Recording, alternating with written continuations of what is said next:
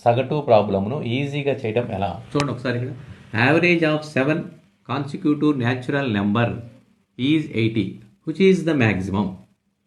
చూడండి, 7 వరుస సహజ సంఖ్యల సరాసరి 80, వాటిలో గరిష్ట సంఖ్య ఏది అన్నాడు.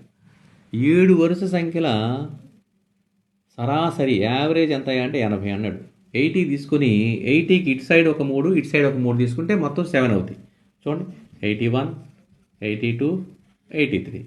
ఇక్కడ చూడండి 79, 78, 77. ఓకే, ఇప్పుడు మొత్తం 7 వచ్చేసినాయి కదా. 1, 2, 3, 4, 5, 6, 7. సో ఇవన్నీ మనం యాడ్ చేసుకుంటే చూడండి 77, 78, 79, 80, 81, 82, 83. ఈ మొత్తం మనం యాడ్ చేసుకుంటే 560.